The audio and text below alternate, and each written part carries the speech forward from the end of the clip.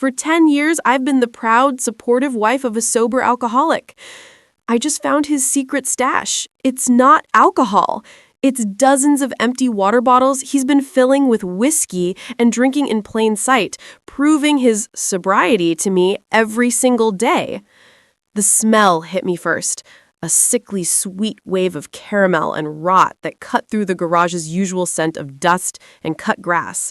It was coming from a large cardboard box tucked behind the lawnmower, a box I thought held old photo albums. My hand was still outstretched, reaching for a string of forgotten Christmas lights, but now it just trembled in the stale air. My heart hammered against my ribs, a frantic, trapped bird. I knelt on the cold concrete, my knees protesting, and pulled the box forward. It was heavier than photos. Inside, nestled like sleeping snakes, were the bottles. Dozens of them, clear plastic, the labels for generic spring water still clinging to some. Each one was empty, the cap screwed on tight, trapping the last ghost of amber liquid and that damning smell. It was the smell of every broken promise Liam had ever made to me before he got sober. My breath hitched. I picked one up, the plastic crinkling under the pressure of my grip. I could see him so clearly standing in our sun-drenched kitchen, this exact bottle in his hand. "Gotta stay hydrated," he'd say with that easy smile, the one that made me believe in second chances. In him, he'd take a long, satisfying pull, and I'd smile back, my chest swelling with pride so fierce it almost hurt. Proud of his discipline, proud of his commitment, proud of the man he'd become. He carried a water bottle everywhere. To his meetings, to his job as a contractor, to our daughter's soccer games. He'd even keep one on his nightstand. I'd bought him a fancy insulated one last Christmas so his water would stay cold. The irony was a physical blow, winding me, leaving me gasping on the garage floor. 10 years. A decade. We had just celebrated his 10-year sobriety anniversary last month. We threw a party. Our friends, his sponsor, my parents, they all came. They toasted him with sparkling cider while he, of course, raised his water bottle. He gave a speech, his eyes finding mine across the crowded living room. He talked about hitting rock bottom, about the wreckage of his past, and about how my unwavering belief in him was the foundation he rebuilt his life on. I cried. I held his hand and felt the weight of his 10-year chip in my palm, its bronze surface smooth and heavy and real. It felt like a medal we had won together. Now, the memory curdled in my stomach. That whole night, that whole decade was a lie. He wasn't drinking sparkling cider with us. He was drinking whiskey right in front of our eyes. I felt a surge of something hot and sharp, a rage so pure it burned the tears from my eyes. I wasn't just betrayed, I was a fool, a willing participant in my own deception. I was his prop, his cover story, the supportive wife, the pillar of his recovery. Every time I'd bragged about him, every time I told someone how proud I was just spreading his gospel of lies. He hadn't rebuilt his life. He had just built a more elaborate cage around his addiction, and he used my love as the blueprint. The whole structure of a life, the quiet evenings, the morning coffees, the shared laughter, it was all a facade, a carefully constructed stage play, and I was the only one who didn't know my lines were fake. A low rumble vibrated through the concrete floor. The garage door. My head snapped up, eyes wide, breath caught in my throat. His truck was in the driveway. The engine caught it, and the sudden silence was deafening, broken only by the frantic pounding of my own blood in my ears. He was home. He was walking toward the door that led into the kitchen, probably with a fresh bottle of water in his hand, ready to greet his proud, supportive wife. I was still kneeling on the floor, surrounded by the evidence of his decade-long lie, and I had no idea what I was going to do. My muscles unlocked all at once, jolted by a primal fear. I couldn't let him find me like this. I couldn't let him know that I knew. Not yet. My movements were clumsy, frantic. I shoved the bottles back into the box, the plastic clattering with a sound like chattering teeth. The cardboard scraped against the concrete as I pushed it back into its hiding place behind the lawnmower, my breath coming in ragged, silent sobs. I kicked a stray bottle cap under a dusty shelf just as the deadbolt on the kitchen door turned. I scrabbled to my feet, my knees screaming in protest, and forced myself to lean against the workbench as if I'd just been looking for something. My heart was a wild animal thrashing against my ribs. I wiped my damp palms on my jeans, smoothed my hair, and tried to arrange my face into a mask of normalcy. It felt like trying to smooth a crumpled piece of paper. The creases were permanent. The door swung open, flooding the dim garage with the warm yellow light of the kitchen. And there he was. Liam. My Liam. He was silhouetted for a moment, broad-shouldered and solid, the man I had leaned on for 10 years. He stepped inside, letting the door swing shut behind him, and my carefully constructed mask almost shattered. In his left hand, he held a half-empty bottle of spring water. He smiled, that easy, familiar smile that had always felt like coming home. "Hey, you," he said, his voice a low, comforting rumble. "Find the Christmas lights?" The casual question was a physical blow. I could feel the lie of it in the air between us, thick and suffocating. He took a long drink from the bottle, his Adam's apple bobbing. I watched the clear plastic, searching for the telltale amber tint I knew had to be there. But in the dim light, it just looked like water. It had always just looked like water. "No," I managed to say, my own voice sounding thin and foreign. "I got sidetracked." I forced a small, tight smile. "How was your day?" I was asking the most difficult question I had ever asked. I wasn't asking about his work, about the difficult client. I was asking, how was your day of lying to me? How many sips of water did it take to get through it? Did you think of me at all? He shrugged, running a hand through his sandy hair. "The usual, long, but it's good to be home." His eyes met mine, and for a terrifying second, I thought he could see it all. The wreckage in my gaze, the knowledge that was screaming behind my teeth. But he just saw his wife, his supportive, proud, clueless wife. He leaned in to kiss me, and I flinched internally. I could smell it now, underneath the scent of sawdust and his familiar cologne. There it was, faint, sweet, and rotten. The ghost of whiskey on his breath. I turned my head slightly so his lips brushed my cheek instead of my mouth. He didn't seem to notice. He just squeezed my arm and walked past me into the kitchen, setting his keys and the bottle on the granite countertop. I followed him, my feet feeling like lead weights. Every step was a betrayal of the truth I now carried. He opened the fridge, pulling out the container of leftover lasagna from the night before. He said, "Think I'm just going to heat this up. You eat yet?" I shook my head, unable to speak. My stomach was a knot of nausea. The thought of food was repulsive. All I could see was that box in the garage. All I could feel was the weight of 10 years of deception pressing down on me, crushing the air from my lungs.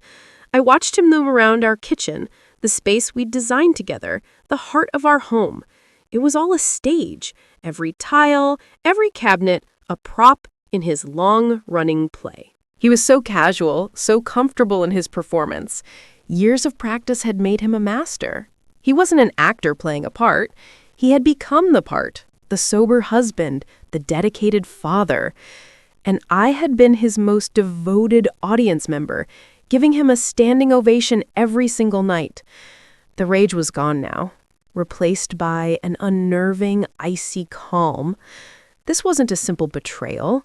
This was a hostile occupation of my entire reality. He had colonized my memories, rewritten our history without my consent. The man I loved didn't exist. He was a character, and the real Liam, the one who hid his poison in plain sight, was a stranger living in my house. He turned from the microwave, his plate of lasagna steaming, and gave me another warm smile. "You look a million miles away," he said, his brow furrowed with what looked like genuine concern. "Everything okay, honey?" The question hung in the air between us, a perfect, glittering trap. Everything okay, honey? I felt a hysterical laugh bubble in my chest and swallowed it down like poison. Okay? No, nothing was okay. The floor had fallen out of my world and I was in free fall, plummeting through 10 years of memories that were all turning to ash as I fell past them. But I couldn't say that. I had to answer the man in the play, the character of my husband. I summoned a smile from some deep, forgotten reserve of social grace. It felt brittle, like a pane of cracked glass. "Just tired," I said, the lie tasting like rust in my mouth. "Long day. My head's pounding a little." It was the perfect excuse. Plausible, sympathetic. It was the kind of thing a loving wife would say, and a loving husband would accept without question. His face softened with that practiced concern. "Oh, babe, why don't you go sit down? I'll bring you some ibuprofen." He turned to the cabinet, his movements so caring, so solicitous. It was a flawless performance. He was fetching me a pill with one hand, while the other had been holding the very poison that was destroying us. I watched him fill a small glass of water from the tap, real water this time, and my mind reeled at the sheer complexity of his deception. He had to keep track. He had to know which bottles were safe and which were laced with his secret. It wasn't just addiction. It was a full-time job, a masterpiece of logistics and deceit. He brought the pills and water to me, his fingers brushing mine as I took the glass. His touch felt like a static shock, and I had to fight the urge to recoil. "Thanks," I whispered. I didn't sit at the kitchen table with him. I couldn't. The intimacy of sharing a meal felt like a violation I wasn't strong enough to endure. Instead, I retreated to the living room, sinking into the armchair in the corner, the glass of water and pills untouched on the end table beside me. From my vantage point, I could see him through the wide archway, sitting alone at the table, eating his lasagna. He'd placed his special bottle right next to his plate, the way I might place a glass of iced tea. He took a bite of food, then a sip of water, chewed, swallowed, sipped. It was a rhythm, a ritual, a perfectly normal dinner. And as I watched him, the icy calm inside me began to sharpen, honing itself into a strange and terrible kind of focus. I wasn't just seeing him anymore. I was studying him. I was an anthropologist, observing a foreign creature, trying to understand its habits, its tells. I started to notice things I'd been blind to for years. The slight tremor in his hand as he lifted the bottle, a tiny vibration I'd always dismissed as fatigue from a long day of manual labor.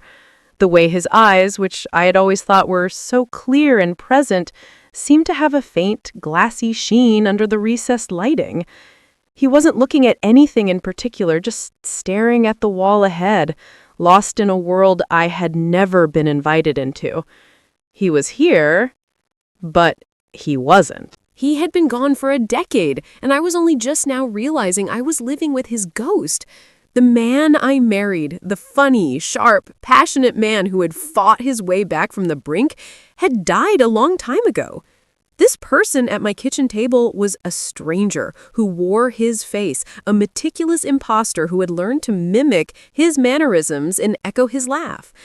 He finished his meal, scraped the plate into the trash, and rinsed it in the sink. Every action was deliberate, neat. Sober people were neat, organized. They had their lives together. It was all part of the costume. He picked up his bottle and walked into the living room, his shadow preceding him like a warning. He sank onto the couch, grabbing the remote from the coffee table. "Anything you want to watch?" he asked, his voice easy and familiar. He was trying to draw me back into our routine, back into the comfortable script of a Tuesday night. The lie of it all was suffocating me, and yet I played my part. "No, you pick," I said, my voice quiet. I kept my gaze fixed on my lap, afraid that if I looked at him, the truth would spill out of my eyes. He flipped through the channels, the flickering light of the television painting his face in shifting colors. He settled on some generic crime drama we both liked, and the manufactured tension of the show felt like a mockery of the real, silent horror unfolding in our living room. He took another sip from his bottle, and this time I heard it. a tiny, almost imperceptible sound as he unscrewed the cap, a faint squeak of plastic on plastic that was just a little too tight, a little too deliberate. It was the sound of caution, the sound of a man opening something he didn't want to spill. That tiny squeak of plastic echoed in the cavern of my skull, louder than the gunshots and sirens blaring from the television. It was the sound of a secret, a meticulous, well-kept secret. I wondered how many times I'd heard that exact sound over the last 10 years and thought nothing of it. Thousands? Tens of thousands? It was the soundtrack to my marriage, a percussive beat beneath the melody of our lives that I had been completely deaf to. Now it was the only thing I could hear. He screwed the cap back on with the same quiet precision. Every movement was economical, designed to draw no attention. He was a ghost at his own feast, consuming his poison without leaving a trace, save for the box of empty bottles in the garage, his trophy room, his graveyard. My mind snagged on a memory from last summer. We'd taken Leo hiking up to Eagle Point, a trail we all loved. It was a hot day, and I had packed sandwiches and a big thermos of lemonade. Liam, of course, had his own water bottle, the same clear plastic kind he was holding now. I remember him striding ahead on the trail, taking frequent, deep pulls from the bottle. I'd smiled at him, thinking how healthy he was, how committed he was to taking care of himself. "You're going to turn into a fish, Dad," Leo had laughed, laughing too, a big booming sound that echoed off the pines. "Gotta stay hydrated, buddy," he had called back, wiping his mouth with the back of his hand.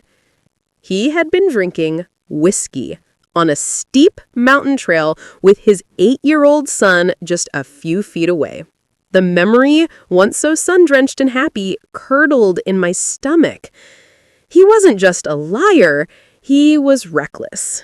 My love for him had been built on a foundation of carefully constructed lies, and my memories were the beautiful, fraudulent paintings in every room. Just then, as if summoned by my thoughts, Leo padded into the living room in his dinosaur pajamas, rubbing his eyes. "Mom, can I have some water?" he mumbled, his voice thick with sleep. Liam's whole posture changed. He straightened up, his face softening into the familiar mask of doting fatherhood. "Hey, little man, come here," he said, patting the cushion next to him. Leo climbed onto the couch, curling up against his father's side. Liam put his arm around him, pulling him close. He held his son with one arm and his bottle of whiskey with the other. The casual proximity of the two, the innocent child and the hidden poison, sent a fresh wave of nausea through me. This wasn't just about me anymore. It had never been just about me. Leo was breathing in the fumes of his father's secret, growing up in the shadow of a lie so vast it blotted out the sun. A cold, sharp impulse, born of a desperation I didn't know I possessed, seized me. I had to know. I had to see his face when he lied directly to me. I turned to him, arranging my features into a look of casual thirst. "Actually, can I have a sip of that?" I asked, gesturing toward his bottle. My voice was surprisingly steady. The air in the room went still. The actors on the television kept shouting, but their voices faded into a dull hum. Liam's smile didn't falter, but I saw it. A flicker, a momentary glitch in the programming so fast that a day ago, I would have missed it completely. It was a tightening around his eyes, a barely perceptible pause before he responded. His mind was working, calculating the risk, formulating the excuse. It was the longest second of my life. "Oh, honey, you don't want this," he said, his tone light and dismissive. He gave the bottle a little shake. "I put one of those electrolyte tablets in here earlier. It tastes pretty funky." He unscrewed the cap and sniffed it theatrically. "Yeah, sewer grapey. You'd hate it." He smiled at me, a perfect, loving, concerned smile that didn't reach his eyes. It was a brilliant performance, plausible, caring, a lie constructed in a microsecond, tailored perfectly to me, the wife who hated artificial grape flavoring. He was protecting me from a bad taste, not from the truth that was gutting our family. He screwed the cap back on, that tiny, secret squeak of plastic sealing the lie between us. He had just looked me in the eye and lied to me, and it was as easy for him as breathing. Leo, oblivious, was already half asleep again, his head resting on Liam's chest. His free hand stroked his son's hair, a tender, fatherly gesture that looked obscene to me now. He was a man living two lives in a single body, and I was beginning to realize that the sober-loving father was the weaker of the two. He was a thin veneer, a costume worn to protect the addict underneath. The real Liam was the one who would risk his son's safety on a hiking trail, the one who would lie to his wife's face without flinching, all to protect his access to the bottle in his hand. The crime show on the television ended, the credits rolled. Liam gently shifted Leo off his lap. "Time for bed, big guy," he murmured, his voice a little thicker than it had been an hour ago. He carried our son upstairs, his steps steady, his performance holding strong to the very end of the night.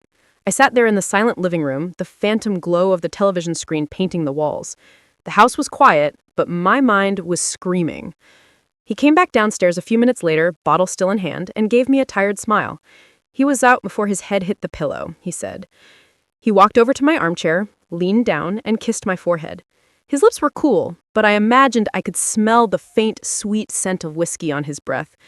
It might have been my imagination, but it didn't matter. It was real to me. "I'm gonna head up too," he said. "Don't stay up too late."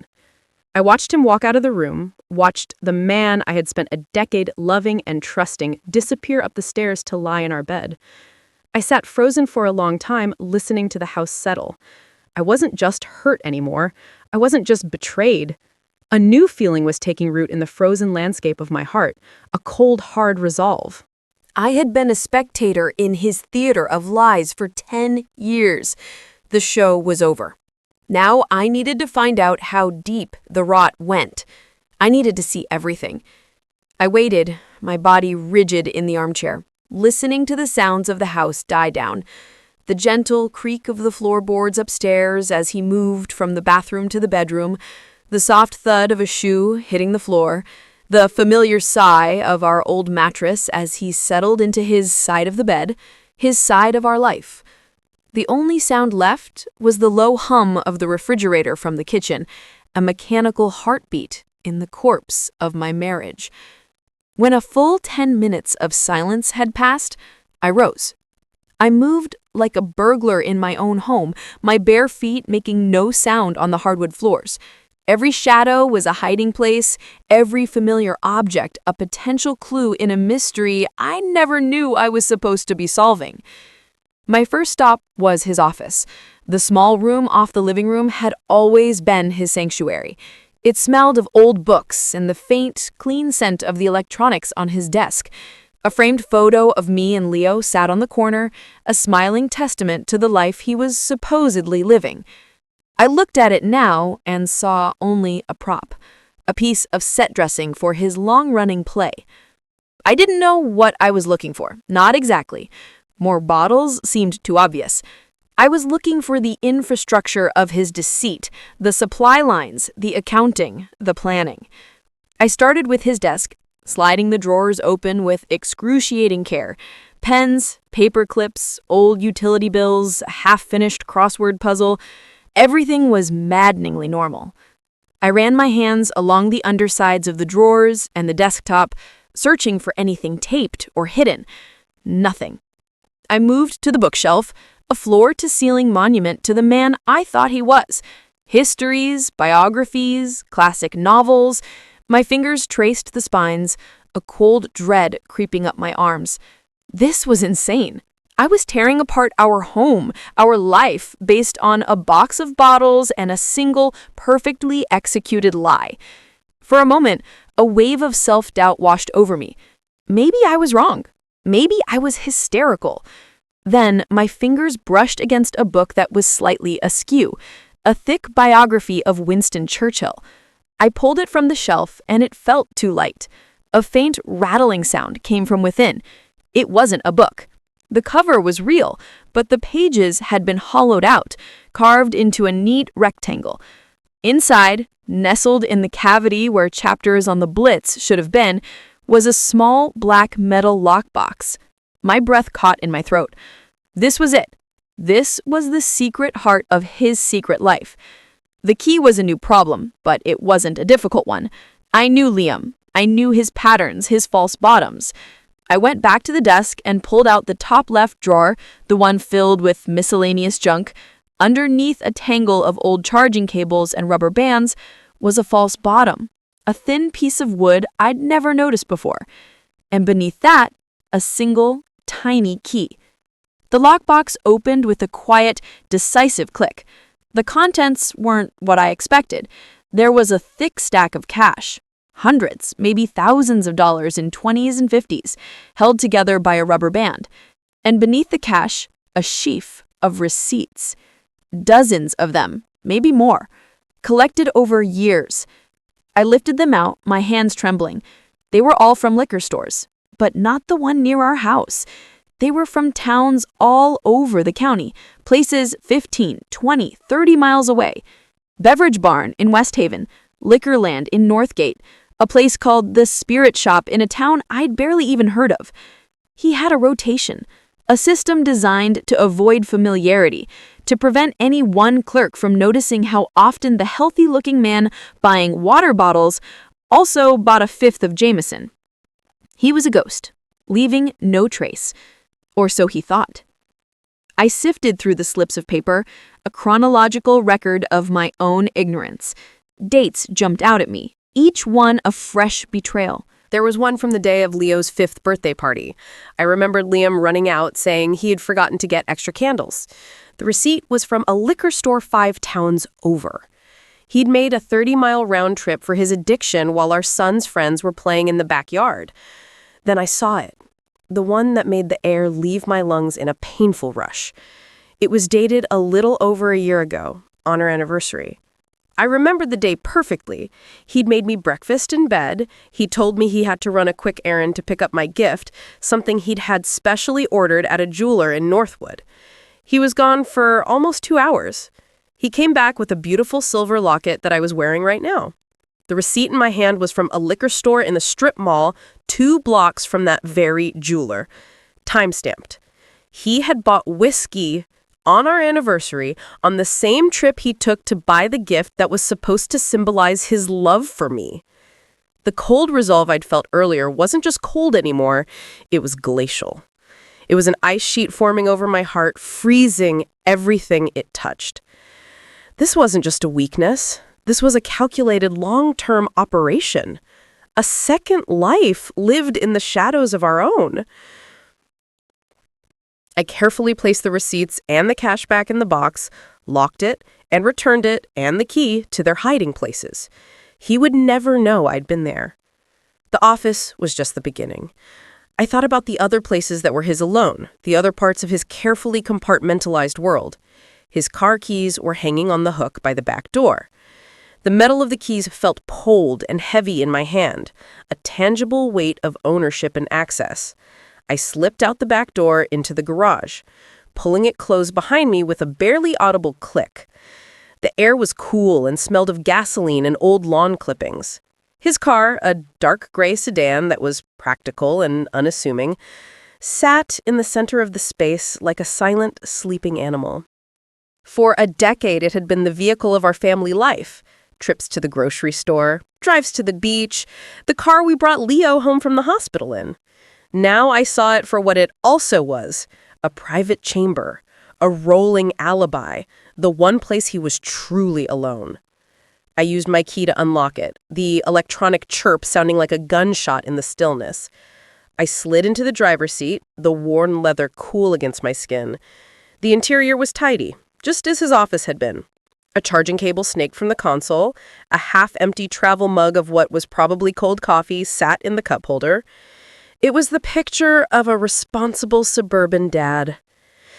My heart hammered against my ribs, a frantic, trapped thing. I was a trespasser in my own life. I started my search, my movements precise and economical. The glove compartment held the car's manual, insurance papers, and a handful of napkins. The center console had loose change and a pair of sunglasses. I ran my hands along the fabric seams of the seats, pushed my fingers deep into the pockets on the back of the front seats. Nothing. For a terrifying second, I thought the trail had gone cold, that the office had been the only nexus of his deceit. Then I reached under the driver's seat. My fingers brushed against something smooth and cool. Glass. I pulled it out, my movements slow and deliberate as if I were handling an unexploded bomb. It was a bottle of Jameson, a third of it gone. The amber liquid sloshed gently, catching the dim light from the garage window. The cap wasn't screwed on tight. I could smell it. The sharp, sweet, sickeningly familiar scent of his poison. This was fresh. This was active. This wasn't a relic of a past he'd hidden. This was a component of his present. He had likely been drinking in this car today, driving our son home from soccer practice or on his way back from the grocery store. The banality of it was what made it so monstrous. I carefully pushed the bottle back into its hiding place, my mind a maelstrom of ice and fire. My gaze fell on the back seat. A black gym bag was sitting there. It had become a fixture over the past few months. Liam had been on a health kick, talking about wanting to get back in shape for Leo, to have more energy. He'd been going to the gym 3, sometimes 4 nights a week. I had been so proud, so encouraging. I had packed him protein bars and told him how great he looked. The lie was so elegant, so complete. I leaned over the seat and unzipped the bag. On top was a neatly folded towel and a set of workout clothes. They smelled clean, unused. Beneath them, nestled in the bottom of the bag like a venomous snake, was a silver flask. It was the one I'd gotten him for his 30th birthday, back when I believed his sobriety was his greatest achievement. It was engraved with his initials. Seeing it felt like a physical blow. He had taken my gift, a symbol of my love, and made it a vessel for his betrayal. But there was something else. Tucked into an inner pocket of the bag was a small black moleskin notebook. I pulled it out, my fingers fumbling with the elastic band holding it shut. I opened it to the first page. It wasn't a journal, not in the traditional sense. It was a logbook, a meticulous, horrifying record of his secret life. Each entry was a date, a location, and a quantity. October 4, West Haven, 1/5. October 9th, Northgate, 1/5. He had cross-referenced them with our life. October 12th, Spirit Shop, half. Leo Dentist Apt. October 17th, Beverage Barn, 1/5. Parents' Dinner. Page after page, it was all there. A calendar of deception running parallel to our own. He wasn't just managing an addiction, he was managing a complex business, the business of lying to me. The sheer amount of effort, the cold calculation it required, was staggering. This wasn't a man who had fallen off the wagon. This was a man who had built a new wagon in secret and was driving it with ruthless efficiency. I closed the notebook, the smooth cover feeling profane in my hands. I placed it back in the pocket, repacked the flask in the workout clothes, and zipped the bag shut. I put everything back, every last detail, exactly as I had found it. The car, the office, the shed, they were the outposts of his empire of lies, but they were just physical locations. The real command center, the place where he coordinated it all, was likely in his pocket. I got out of the car, locked it, and walked back into the silent house. He was upstairs, sleeping the peaceful sleep of a man with no conscience. His phone was on his nightstand. The stairs to our bedroom, the ones I'd climbed thousands of times without a thought, now felt like a treacherous ascent. Each tread groaned under my weight, the sound echoing in the profound silence of the sleeping house. I moved with the slow, deliberate care of a bomb technician, my breath held tight in my chest. The door to our room was slightly ajar, a sliver of darkness deeper than the hallway. I pushed it open, the hinges whispering. Moonlight, filtered through the blinds, striped the room in pale, ghostly bars. It fell across the bed, across the still form of my husband, Liam. He was on his side, facing away from the door, one arm tucked under his pillow. His breathing was deep and even, the picture of untroubled rest. For a moment, I just stood there, an intruder at the threshold of my own marriage. The man in that bed was a stranger. The life we had built, the memories that filled this room, were props in a long-running play, and I was the only one who didn't know the script. His phone was exactly where I knew it would be, on the nightstand, its dark screen inert. Next to it was a glass of water, the same kind he always kept there. Was it water? The question hit me with a physical jolt. I had to know. I crept closer, my bare feet silent on the wood floor. The air was thick with the scent of him, the familiar smell of his soap and his skin, now tainted by the phantom odor of whiskey. I leaned over the nightstand, my shadow falling across his sleeping form. I picked up the glass, my hand trembling so badly I was afraid the water would slosh.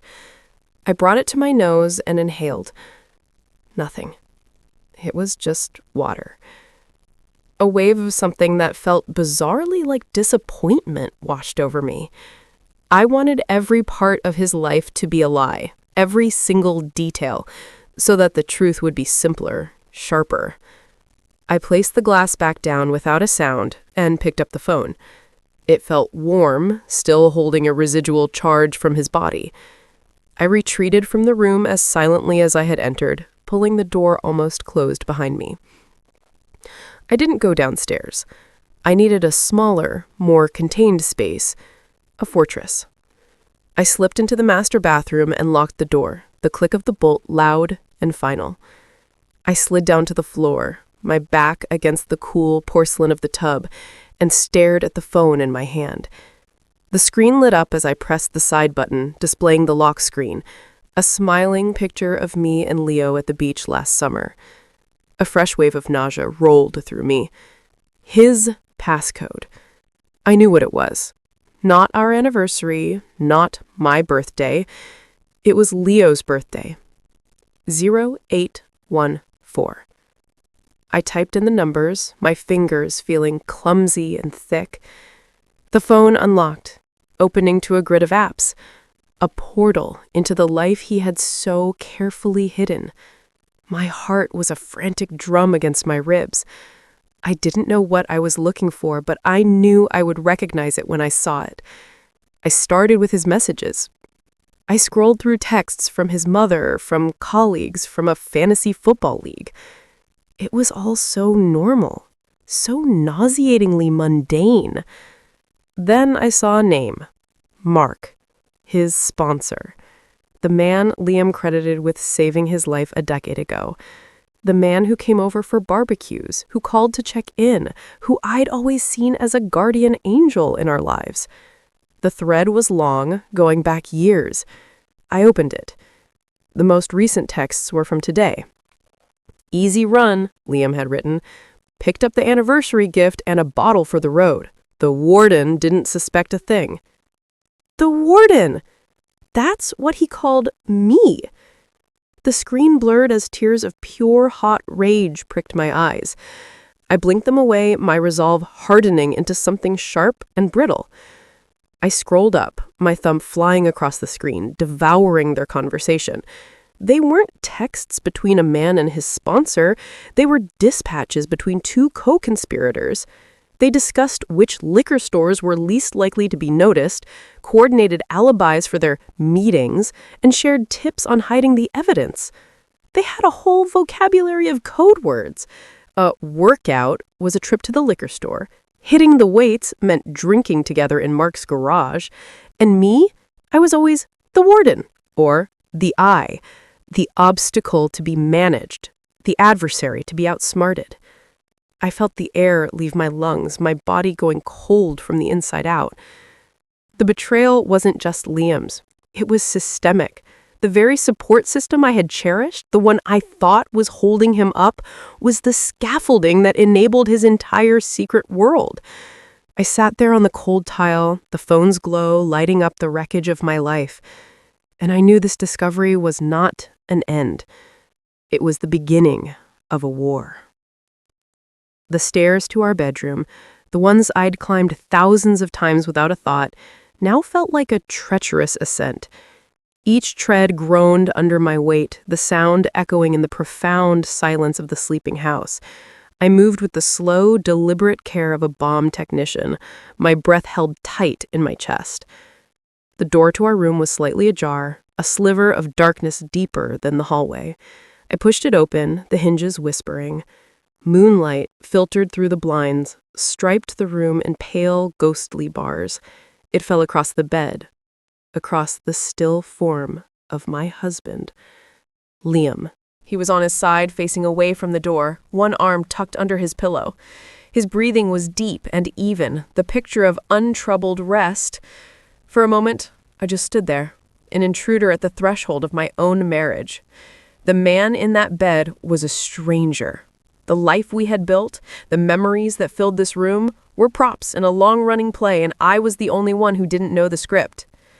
His phone was exactly where I knew it would be, on the nightstand, its dark screen inert. Next to it was a glass of water, the same kind he always kept there. Was it water? The question hit me with a physical jolt. I had to know. I crept closer, my bare feet silent on the wood floor. The air was thick with the scent of him, the familiar smell of his soap and his skin, now tainted by the phantom odor of whiskey. I leaned over the nightstand, my hand trembling so badly I was afraid the water would slosh. I brought it to my nose and inhaled. Nothing. It was just water. A wave of something that felt bizarrely like disappointment washed over me. I wanted every part of his life to be a lie, every single detail, so that the truth would be simpler, sharper. I placed the glass back down without a sound and picked up the phone. It felt warm, still holding a residual charge from his body. I retreated from the room as silently as I had entered, pulling the door almost closed behind me. I didn't go downstairs. I needed a smaller, more contained space, a fortress. I slipped into the master bathroom and locked the door, the click of the bolt loud and final. I slid down to the floor, my back against the cool porcelain of the tub, and stared at the phone in my hand. The screen lit up as I pressed the side button, displaying the lock screen, a smiling picture of me and Leo at the beach last summer. A fresh wave of nausea rolled through me. His passcode. I knew what it was. Not our anniversary, not my birthday. It was Leo's birthday. 0814. I typed in the numbers, my fingers feeling clumsy and thick. The phone unlocked, opening to a grid of apps, a portal into the life he had so carefully hidden. My heart was a frantic drum against my ribs. I didn't know what I was looking for, but I knew I would recognize it when I saw it. I started with his messages. I scrolled through texts from his mother, from colleagues, from a fantasy football league. It was all so normal, so nauseatingly mundane. Then I saw a name, Mark, his sponsor, the man Liam credited with saving his life a decade ago, the man who came over for barbecues, who called to check in, who I'd always seen as a guardian angel in our lives. The thread was long, going back years. I opened it. The most recent texts were from today. Easy run, Liam had written, picked up the anniversary gift and a bottle for the road. The warden didn't suspect a thing. The warden. That's what he called me. The screen blurred as tears of pure hot rage pricked my eyes. I blinked them away, my resolve hardening into something sharp and brittle. I scrolled up, my thumb flying across the screen, devouring their conversation. They weren't texts between a man and his sponsor. They were dispatches between two co-conspirators. They discussed which liquor stores were least likely to be noticed, coordinated alibis for their meetings, and shared tips on hiding the evidence. They had a whole vocabulary of code words. A workout was a trip to the liquor store. Hitting the weights meant drinking together in Mark's garage. And me, I was always the warden, or the I, the obstacle to be managed, the adversary to be outsmarted. I felt the air leave my lungs, my body going cold from the inside out. The betrayal wasn't just Liam's. It was systemic. The very support system I had cherished, the one I thought was holding him up, was the scaffolding that enabled his entire secret world. I sat there on the cold tile, the phone's glow lighting up the wreckage of my life, and I knew this discovery was not an end. It was the beginning of a war. My next move will define the rest of my life and my son's. So what would you do? Let us know in the comments. Don't forget to like and subscribe. I post new stories every day.